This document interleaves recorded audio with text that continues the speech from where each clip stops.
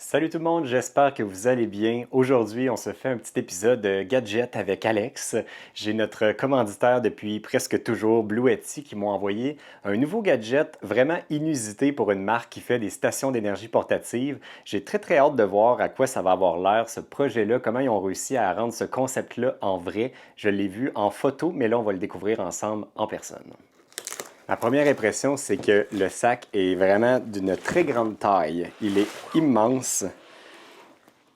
J'ai hâte de le comparer tout à l'heure avec mon sac à dos de caméra parce que en réalité, ce produit-là, il a été pensé par Bluetti pour les photographes ou les gens qui, comme nous, voyagent avec beaucoup d'équipements de caméra puis qui vont faire des tournages à l'extérieur, que ce soit dans des endroits fermés, genre des salons du VR ou vraiment en nature. C'est vraiment un sac à dos qui est destiné aux gens comme nous. Fait que j'ai bien hâte de voir à quel point ça va nous être utile. Mais ce qui est surtout particulier avec le sac à dos, c'est que c'est vraiment pas juste un sac à dos de caméra comme les autres. C'est qu'il y a d'intégrer dans ce sac-là une station d'énergie portative qui va permettre de recharger les appareils qui sont dans le sac. Fait que c'est comme un deux en un. C'est une station d'énergie et un sac à dos. Puis, étant donné qu'il y a une taille immense, bien, ça permet d'amener beaucoup d'équipements avec nous. J'ai hâte de voir tout ce qu'on va pouvoir rentrer à l'intérieur. Puis, ce qu'on va faire pour commencer, c'est que je vais vous faire une petite tournée des différents compartiments. Puis, on pourra après ça analyser la station d'énergie portative qui est à l'intérieur parce que j'ai l'impression que son format est quand même assez intéressant puis pourra servir peut-être à d'autres cas d'utilisation autres que le sac à dos. Fait qu'au-delà d'être juste un sac à dos, c'est aussi une station d'énergie portative. Pour commencer, on peut tout de suite remarquer que c'est vraiment un tissu qui est de grande qualité. Ça, c'est la première chose que je remarque. Et ils ont pensé à mettre des fermetures éclairs qui sont imperméables. Fait que ça, c'est bien pratique parce que quand on a nos caméras à l'intérieur, on veut que ça reste le plus imperméable possible pour pas qu'il y ait d'eau sur notre électronique. Ils ont pensé à mettre sur le dessus un cadenas pour barrer la section des appareils photo qu'on va mettre à l'intérieur. Fait que tout ce qui est d'appareils de valeur, au moins, pourrait être barré à l'intérieur. Fait que si jamais on doit s'absenter puis laisser le sac à quelque part où des gens pourraient vouloir voler ce qu'il y a à l'intérieur, ben, au moins on pourra le barrer en attendant. Sinon, on remarque à l'arrière, ils ont pensé à mettre plusieurs petits endroits où on peut attacher des accessoires. Toujours pratique quand on part en expédition, si on veut strapper une tente, sleeping, peu importe, des accessoires supplémentaires qui n'entrent pas dans le sac. C'est toujours pratique d'avoir ça à l'extérieur. Une bande réfléchissante pour la sécurité. Puis, si on remarque, sur le côté, on se trouve à avoir un revêtement qui est comme en caoutchouc qu'on peut comme relever ici. Fait que je présume que la station d'énergie portative doit être à l'intérieur. Fait que ce qui est intéressant avec ça, c'est que l'eau, elle peut tomber dessus puis ruisseler vers le bas, mais il y a quand même de l'aération qui est possible par ces petites trappes d'air-là. Donc, on pensait à faire quand même un système qui est quand même intéressant pour ça. Puis, je sais aussi que dans la bretelle ici, on a un couvert, un rain cover qui va permettre d'imperméabiliser notre sac complètement si on se trouve à l'extérieur. Clairement, quand il y a son protecteur pour la pluie, on est dur à manquer. Vert fluo, mais bref, au moins les portions importantes où il peut s'infiltrer de l'eau sont bien protégées si jamais il pleut. Fait que ça, c'est bien pratique d'avoir ça sur un sac à dos toujours. Sur la portion qui se trouve vis-à-vis de notre dos, il y a un coussin pour rendre ça le plus confortable possible avec de l'aération, des grosses bretelles solides parce que c'est sûr que là, l'inconvénient, c'est que je m'y attends, on va avoir un sac qui va être très lourd une fois qu'on va avoir mis notre équipement à l'intérieur parce que si on ajoute à ça la batterie au lithium de notre station d'énergie portative qui a quand même un poids important. Fait que c'est important qu'ils mettent des bretelles de grande dimension pour bien répartir le poids. Puis on a aussi la ceinture à la taille qui va venir nous répartir le poids sur les hanches. Fait que ça, c'était bien important qu'ils fassent ça comme ça parce que on va avoir un sac qui va être très lourd à la fin. On pourra tester le poids que ça va avoir une fois avec tout l'équipement. C'est un peu ça qui me fait peur pour ce sac-là. Ils ont même pensé vraiment à nous, aux caméramans, de mettre sur la bretelle un accessoire qui va permettre d'accrocher des caméras style GoPro ou quoi que ce soit qui vont pouvoir s'accrocher ici sur l'accessoire qui est là. Fait que ça, c'est bien intéressant qu'ils ont pensé à nous pour ça. On n'a pas besoin de les acheter à part puis de les ajouter sur le sac. Fait que ça vient déjà dessus. Puis, on a une petite pochette au niveau de la taille qui permet de mettre soit une petite caméra, justement, puis c'est une poche qui est vraiment doublée, imperméable aussi, fait que très, très intéressant pour mettre des accessoires, des batteries supplémentaires, quelque chose qu'on a besoin souvent à portée de main, fait que ça peut être pratique de mettre ces éléments-là dans cette petite poche-là. On continue dans les poches, on en a une à l'avant d'une belle taille aussi, encore une fois pour des petits accessoires. On en a une autre en bas. Il y a vraiment énormément de rangements. C'est vraiment pratique pour faire plein de compartiments pour notre équipement parce qu'il faut penser à plein de petites choses, que ce soit les cartes mémoire, les batteries. On a tellement de petits éléments, des petits accessoires pour accrocher les trépieds et tout. Fait que c'est bien pratique d'avoir plein d'options de poche pour vraiment bien savoir où notre équipement se trouve puis l'avoir toujours à portée de main. On va ouvrir la première grande poche. C'est vraiment immense. Fait que là, encore une fois, c'est bien plein de compartiments. Là, j'ai l'impression qu'ici, on se trouve plus dans une section pour mettre des vêtements, des trucs de tissu qui vont pouvoir se compresser puis qu'on va pouvoir même venir attacher pour éviter que ça bouge dans ce compartiment-là. Et c'est plein de pochettes zippées. Donc, plutôt que d'avoir, exemple, nous, on utilise souvent des cubes de rangement pour les vêtements. Bien là, ils sont comme déjà intégrés dans le sac. Donc, super le fun pour ça. Beaucoup, beaucoup de compartiments. Donc, on peut tout séparer nos objets. C'est jamais lousse à l'intérieur, puis ça ne se promènera pas. Puis c'est un compartiment qui est extensible aussi. C'est ça ce que je remarque. Fait qu'il y a une autre fermeture éclair, je crois, qui va nous permettre d'agrandir cet espace-là. Il y en a un ici. On fait le tour complet. Wow! Et ça va donner une giga poche. Ah ouais, il va rentrer du stock là-dedans. Fait qu'on peut vraiment mettre tous les vêtements pour partir en expédition dans cette section-là. Et ça lui donne vraiment une épaisseur supplémentaire. Très cool. Ensuite, la pochette la plus importante pour les gens qui, comme nous, vont filmer, c'est la section où on va mettre nos caméras. Et là, il y a de la place. Une grande pochette ici où on va pouvoir mettre tablette ou ordinateur portable. Juste pour vous donner une idée, là, si je rentre le mien, on peut en mettre un très gros. Moi, j'ai un MacBook Air 13 pouces, mais clairement, il rentrerait un MacBook Pro 16 pouces. Ça fitterait en masse dans cette pochette-là.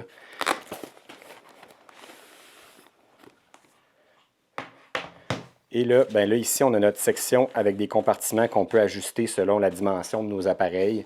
Il y a quand même de la place pour mettre beaucoup d'équipements. Tout à l'heure, je vais aller chercher mon vrai sac de caméra actuel, puis on va tout transférer dans ce sac-là, puis voir à quel point il y a de l'espace, puis à quel point il peut contenir ce sac-là. Puis encore une fois, avec des courroies sur le dessus pour venir serrer notre équipement pour être sûr que ça ne bouge pas, puis que le sac garde sa forme, parce que ça, c'est l'enjeu aussi quand on met du poids dedans, pour pas qu'il s'affaisse. On a au moins toujours ces courroies-là pour qui restent confortables, bien centrées sur notre dos quand on va partir. Et la partie qui est intéressante, c'est qu'on a notre station d'énergie portative qui se trouve dans cette section-ci.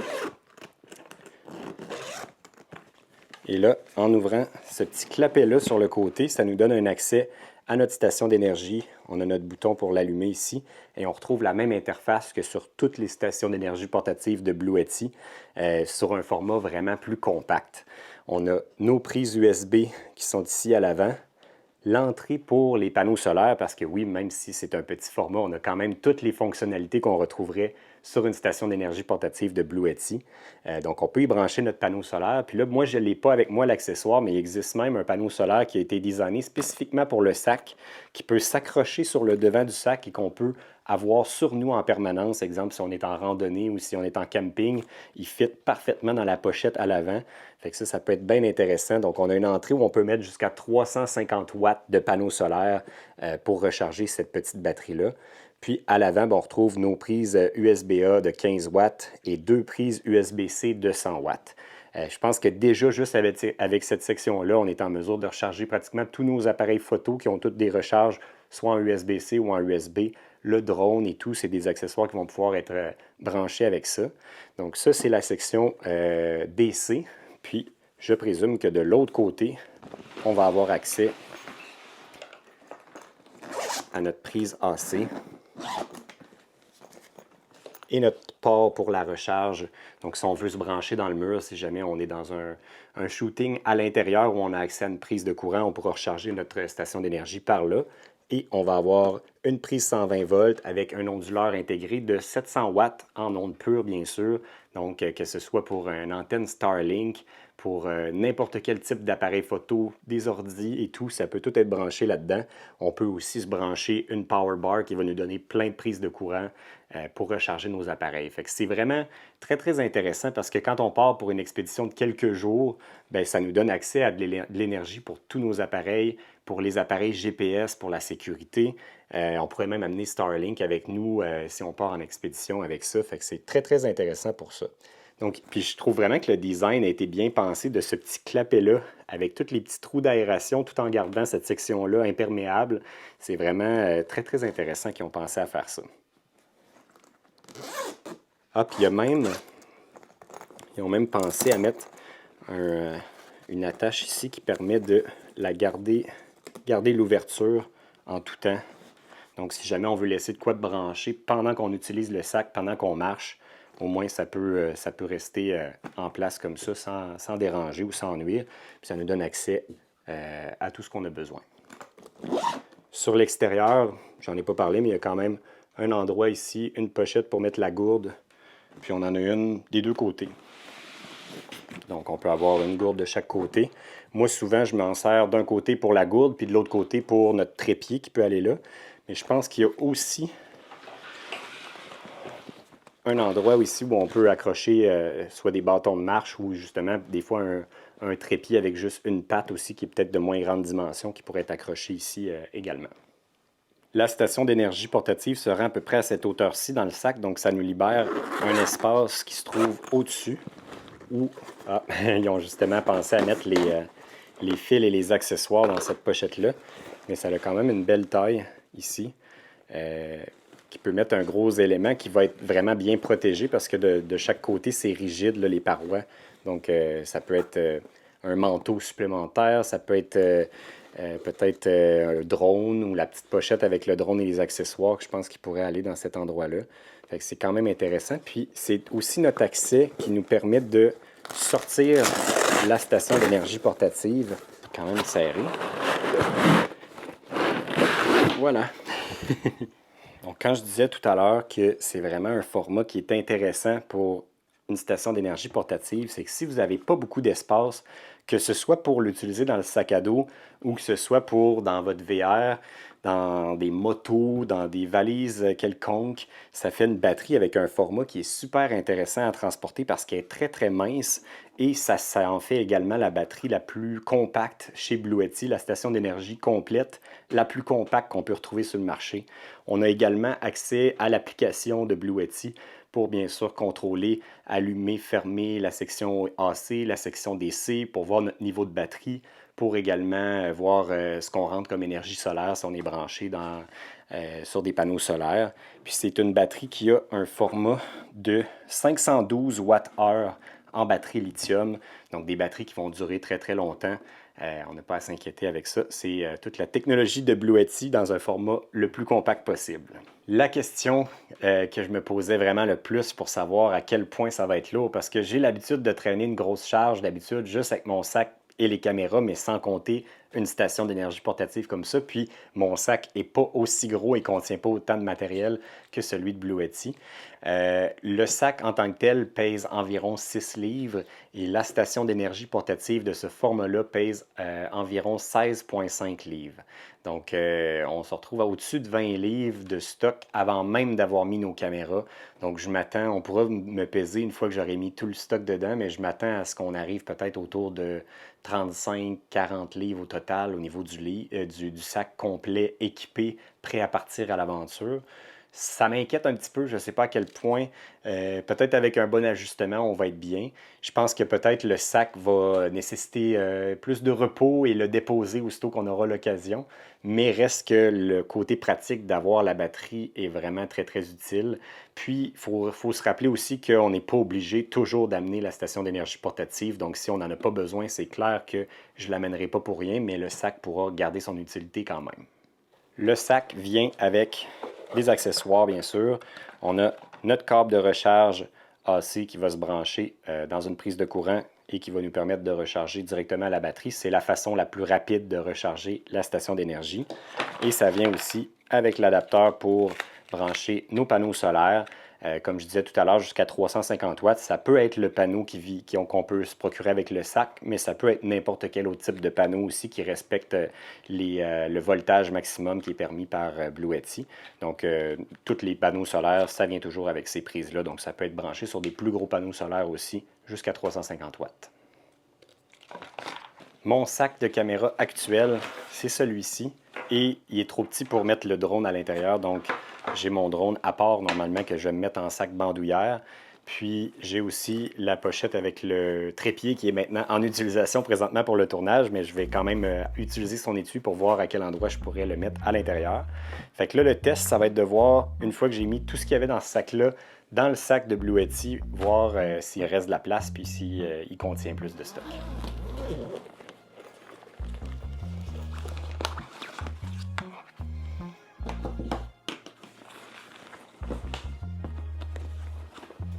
La caméra principale, mes 2 micros shotgun, des sacs étanches, les accessoires pour les caméras d'action, mes 2 caméras d'action, le drone, la manette et le chargeur. Ici, il y a la place.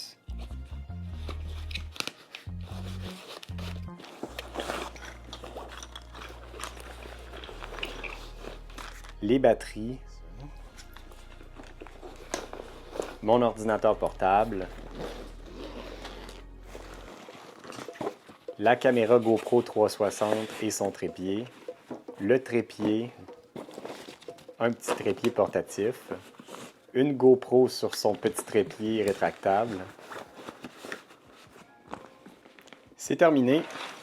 On peut voir que mes sacs sont vides, tout est rentré, puis honnêtement, il me reste encore beaucoup de place, plus de place que j'avais avant parce que là, dans ma section de caméra, je me suis même laissé un gros compartiment pour mettre la plus grosse caméra, celle avec laquelle je filme actuellement. Donc, il y aurait de la place en masse pour l'embarquer à l'intérieur. Puis j'ai réussi à faire fuiter facilement le drone. Ça me laisse encore plein de compartiments vides que j'ai même pas encore d'utilité pour les remplir. Mais pour l'instant, je pense que le mieux, ça va être de rester le plus léger possible et de ne pas en mettre inutilement. Mais il me resterait encore de la place pour amener des vêtements. Toutes les pochettes à l'avant, j'ai rien dedans. Fait qu'il pourrait encore avoir plus de stock. Je pense que c'est ça qui est intéressant dans un sac, c'est d'avoir pas nécessairement besoin de le remplir à rebord à chaque fois qu'on part, mais de plutôt amener juste ce qu'on a besoin. Puis là, ben, je suis curieux de voir le poids que ça va avoir au total une fois installé sur mon dos. Je vais l'essayer, voir justement pour une première fois, puis me donner une idée un peu de à quoi ça peut ressembler comme charge. Assurément, j'aime bien la grosseur des bretelles. Elles sont épaisses et sont très coussinées. Donc, ça répartit mieux le poids que peut-être sur mon ancien qui était fait un peu plus léger, justement. Mais c'est sûr que la charge, par contre, c'est incomparable parce que là, j'ai nécessairement un 16,5 livres de plus déjà d'ajouter à cause de la station d'énergie portative. Comme ça. Donc là, je l'ai attaché pas mal au mieux que je suis capable de faire. C'est une charge qui est assurément importante. On sent la grosseur du sac aussi. Je ne me verrais pas faire une expédition je n'irais pas grimper l'Everest avec un sac aussi gros et aussi lourd. Le cas d'utilisation où j'imagine, exemple présentement notre série où on va rencontrer des gens, on va filmer sur le tournage, j'ai pas le sac à dos sur le dos toute la journée, on se déplace avec la vanne, une fois que j'arrive sur place, je sors mon sac à dos de la vanne et là je l'amène proche du véhicule qu'on va filmer, je le dépose à terre puis j'ai accès à tous mes appareils que j'ai besoin et je ne sais pas s'il y en a parmi vous qui filmez aussi, soit vos aventures ou qui êtes photographe ou qui travaillez sur la route ou parfois en extérieur, mais c'est intéressant d'avoir toujours un backup et une solution de rechange quand tu as un appareil qui n'a plus de batterie parce que c'est souvent ça l'enjeu. Des fois, on va faire un tournage pour un client, Puis, on ne veut pas se retrouver à manquer de batterie sur un de nos appareils. Des fois, on les recharge avant, mais des fois, on a peut-être oublié ou on pensait qu'on avait une batterie pleine en rechange, mais finalement, on n'en avait pas. Fait que là, avec ça, on se trouve à être jamais, jamais dans le trouble. On a toujours de l'énergie à portée de main, sans fil, sur notre dos. Fait que là, on va aller peser ça, puis je vais vous dire combien ça pèse avec tout mon stock dedans.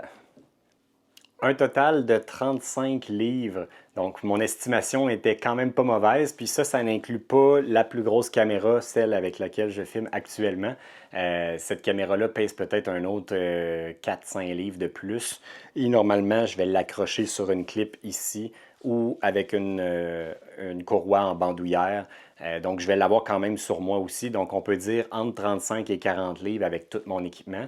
Là, je n'ai pas d'équipement d'expédition de manteau de rechange, mais ce n'est pas des choses qui sont nécessairement très, très lourdes. Là, si on parle de quelques manteaux, des t-shirts, des boxers en supplément, on peut peut-être rajouter une livre ou deux là, de tous ces accessoires-là. Fait que c'est pas énorme. Ce qui est lourd, c'est ce qui est déjà dans le sac à dos. Je trouve que là, ça fait plusieurs minutes que je le porte sur mon dos. Je pense pas que je passerai une journée complète avec ça. C'est sûr que c'est lourd dans l'état où c'est. C'est vraiment un sac de transport pour amener notre équipement d'un endroit à l'autre. C'est un bel endroit pour le sécuriser parce que justement, c'est tout bien coussiné, c'est bien protégé. Donc, ça peut remplacer peut-être une valise de caméra que j'ai déjà utilisée dans le passé, des grosses valises rigides qui sont lourdes. Ça nous donne en plus l'énergie pour recharger les appareils. Et moi, je pense que aussi le format de la batterie va être utile pour d'autres types de projets ou d'autres types d'aventures parce que justement, c'est le format le plus compact que Blue Yeti peut offrir. Puis pour faire un bureau mobile puis amener ça dans le bois quelque part, pour amener ça sur la plage si on veut travailler de n'importe où, ben, ça peut être bien intéressant pour ça. Fait que voilà, c'est mon résumé du Blue Yeti Hands-Free Backpack. Quand même très intéressant comme produit. Je trouve ça cool que Blue Yeti, justement, innove dans les différents formats pour transporter ces stations-là, puis dans les différents formats de batterie puis de stations d'énergie qu'on peut amener avec nous pour que ça réponde à tous les besoins de tout le monde. Fait que voilà, si vous avez des questions, des commentaires, n'hésitez pas à le faire dans la section prévue à cet effet. Puis on se dit à la prochaine. Salut tout le monde!